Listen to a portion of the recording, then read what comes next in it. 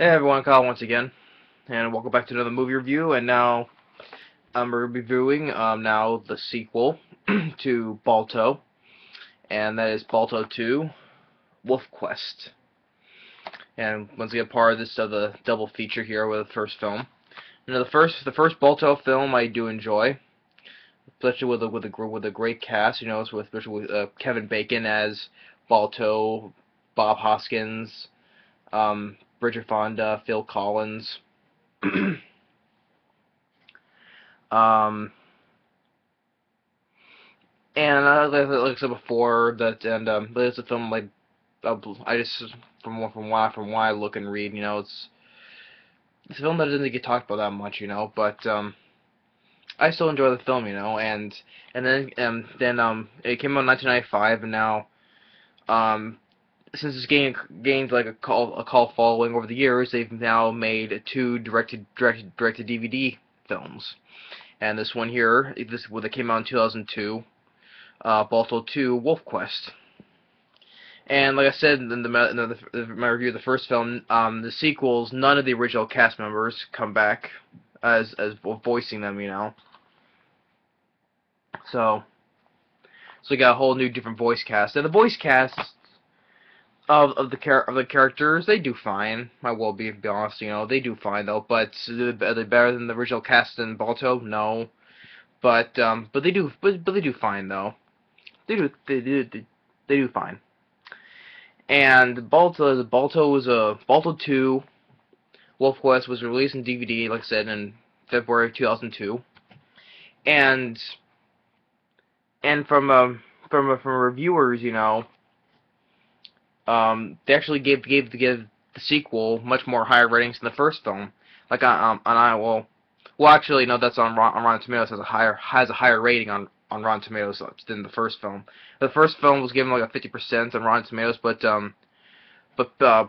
audience, not to the thermometer, whatever, the official rating, but audience members gave a rating of the sequel a lot higher than the first film. Like the first one was 50%, and they gave the sequel at least 54%. So they think it was kind of like better than the first film, you know. But on IMDb, the first one still has 7.0 on IMDb, but Balto 2 surprisingly had like I would say they gave it a good solid 6.1 on IMDb. So people online just think it's a good thing. It's a good sequel, you know. So that's a solid 6.1 on IMDb. So let's be able to say it's a good sequel, you know. And and this film has received some stuff. It was nominated for an Annie Award in 2003 for Outstanding Storyboard in a animated television production. And the Humanites Prize they gave Balto to screenplayer Dav Ross during 2002 during the children's animation category.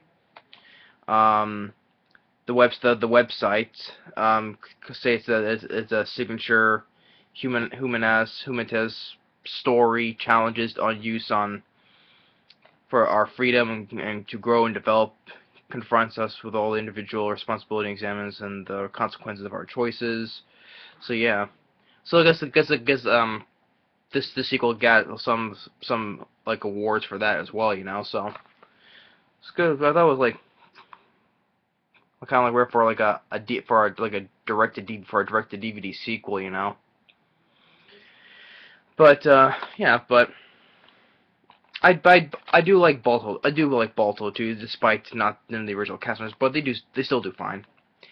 And into the story that Balto is now he's still living in Nome, Alaska, and now he's having all these like these weird dreams, you know, especially one that appears throughout the entire film is this raven that's always hovering around. You know, it's in his dreams, also seeing else like envisioning like in real life as well. That's what you see. You do see this raven throughout the entire film. So, and I mean, and meanwhile, him and Jenna, they have 6 puppies, you know, and of course, there are 6 puppies total. Of course, there are 5 of them look like their mother, Jenna, and of course, there's one that looks like her father. Which is called the breed, which is like in the first one they called it a wolf dog, which that's why I probably didn't mention in the first review. It's a crossbreed, which is a wolf, and I kept saying half dog, half wolf. It's wolf dog. so yeah, I have the 6. The one that's a wolf dog is a daughter, his daughter named Alu, and then they sell one of the other puppies for adoption, to give them to new, better homes. Of course, everyone takes all of the 5 ones except for Alu, so he stays with the parents until like what was like about a year later. It said she's more grown up, and she's out there, roaming in the forest, and then she sees a human, thinking that the man would adopt her, but really it was the hunter who wanted to shoot her. But her father steps in, attacks the human, and Muck and Luck, they're rolling down this log, and they stop him, and they run away. And Alu wants to know what's going on, and then Balto tells about the being was a wolf heritage, as he said, and that she is she's part wolf, and she gets upset over that. She runs away, and it's like telling herself where does she belong. So she runs away, and when she doesn't come back, Balto sets off to go and find her, and he still having these visions, these dreams, especially with the raven, and what is Balto has been seeing, is on this way. He runs to this fox and these pack of wolverines, and when he finds with his daughter, they get fight with a bear. It's like these animals he mentioned on this totem pole, There was this totem pole that had these marks of the animals that he meets, and they also each of them, every time he meets one, every time they disappear, like some spirits, whatever, they all disappear, as if they never existed, So, but before the fight with the bear, I jumped ahead. So, Alu finds in this cave, and she meets this mouse named Maru. Shows her like all these colorful images with these crystals, saying that saying that everyone has a spirit. So he's technically her spirit guide, and then he disappears as well. And then when she's on her way out, then when she fights with the bear, and Balto helps fight the bear, and they'll both then Alu also her eyes start glowing yellow, and she's like telling them to jump, which is that they'll be fine, which they do, and then this when the bear disappears, like a misty way, and when they and back with the Boris and Muck and Luck, they wanted Jenna, they find Balto, they tell him to go back with Jenna, because Boris knows that this is between him and his daughter, so they cannot interfere, and Jenna wanted to go, but Boris says no, it's between him and her, So as they're both they're together, and they run into there's all those other pack of wolves, and one is led by what was it, I forgot what was his name, Niju, and which is really enough, this character wolf of Niju is voiced by Mark Hamill. Mark Hamill, Luke Skywalker, original Star Wars trilogy, and he voices the Joker of the Batman animated series, And so yeah, Mark, that was a nice good voice casting, because Mark Hamill does good voice acting. He even had a voice role in DreamWorks' Dragons, the series, And Mark Hamill does good as voice acting. You know, everyone likes him as Luke Skywalker, but he also does a good voice, especially when he voices the Joker in the Batman animated series. You know. So yeah, he voices this wolf named Niju, and of course, the part of this clan led by this this elderly wolf named of Nava, and which this elderly wolf has like magic powers, you know, and like one instance, you know, that like when Niju tried to jump on him, he like merged with a tree, and Alu sees him coming out of it, and says it's like a mystical power that can't be taught, that he has just to, well, I guess I have to learn with it, I guess, you know, but and he's also been speaking about this also spirit name um oh, what was the name, Anayu. That's what it is. This spirit has been talking to him, you know, saying that they need a new leader, like how was it, a dog, a wolf who doesn't know, you know. And he first thought that it was thinks it's Balto, you know, because he says having all the weird dreams, you know, and because one of Balto's dreams, he sees like caribou running across ice across the water, you know, to get to the other side, you know, and he thinks he's the one who will be the leader, you know. And when that time comes, you know, oh, when Alu has like her eyes glow yellow again, and she's having the same visions as her father does, and they both tell him that they need to cross the water. But Niju, he doesn't want to leave the land, you know. He doesn't want to. He's afraid that everyone else, they go out there, they're gonna die, you know. um.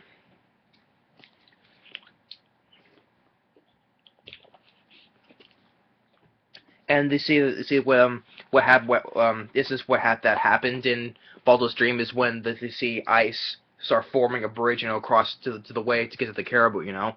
So they have the whole clan go across it, and but Niju, he still doesn't want to leave. He fights. He ends up fighting Nava, and Lu wants to tries to fight him, and then Balto wants to fight him as well, and but he still doesn't want to leave. So Balto tells him, "Hey, you want to be the leader?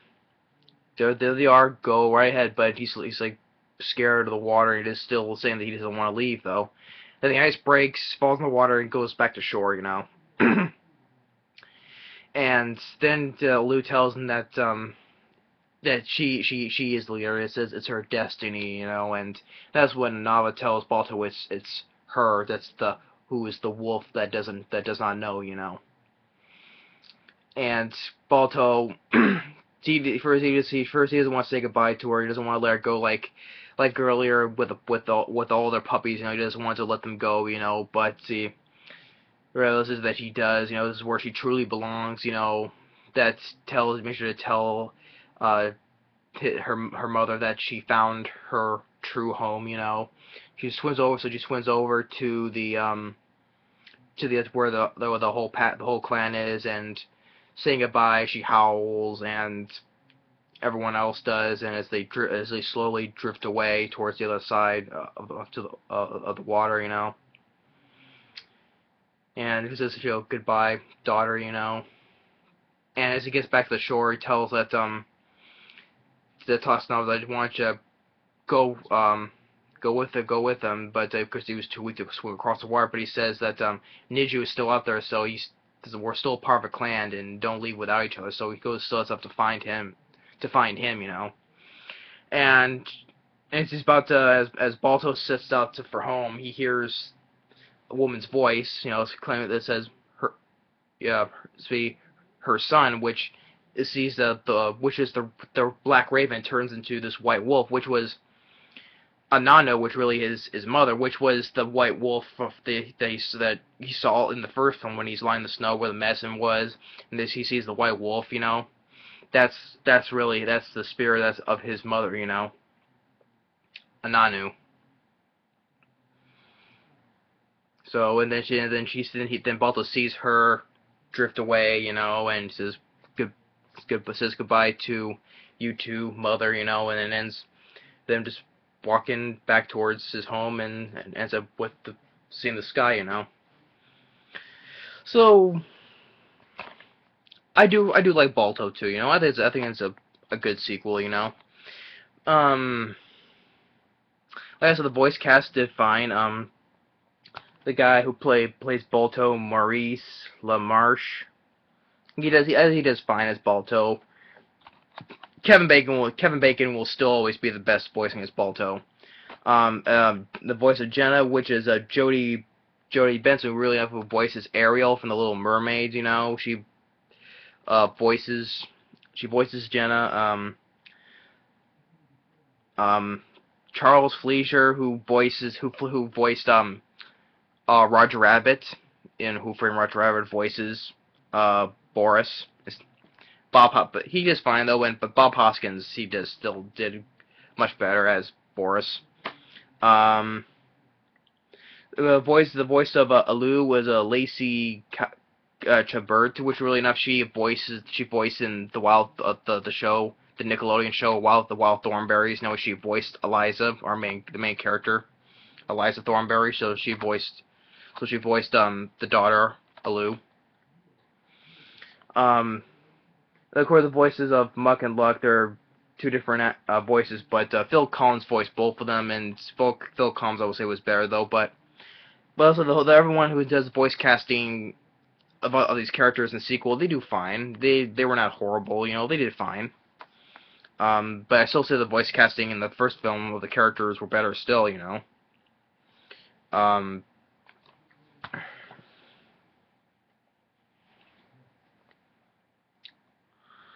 And there's no special features in both these things. It's just each of them has a trailer and that's it, you know. Of course, there's like each one has a trailer and also like a game, you know. But each one, but there's not much features though, and that's too bad because especially for the first one, it doesn't have any features, you know, like no like interviews with the voice cast of the directors, you know. Because, like I said, the first one, I think that's the only voice that Kevin Bacon does. You know, I like to see how we voice, how much he enjoyed voicing Balto and everything. You know, but oh well. But I still enjoy the sequel. You know, and for the ratings they have, the Rotten Tomatoes is a bit higher than the first film, but it still has a much lower rating on IMDb though. But still, solid rating on IMDb, 6.1. It's like solid enough though. But first film I would still say I always pick better though. But still. I still like Balto too, you know, and it's a good take on a sequel, you know, with his daughter and everything. And now the come out, and that's all my next review is reviewing the sequel. What's it called? The Wings of Balto 3 Wings of Change. Yeah, still the same voice cast in the sequel, you know, but. And Wings of Change, also the premise is voice another princess around one of other Balto's children, you know. But I'll get into that when I talk about it. So yeah. So that's my review for Balto 2 Wolf Quest. Still like the first one more, but I still think it's a good sequel, you know. So I do enjoy Balto 2 Wolf Quest, you know. I still enjoy the sequel. As long as I like it, as long as I like the sequel, the film, that's all I care about, you know. I would say it's personally as a worthy sequel to the first film, so, yeah. So that's my review for Balto 2, Wolf Quest. Thanks for watching, and then take care and stay tuned for my review of the last film of the trilogy. So thanks for watching, and we'll see you later.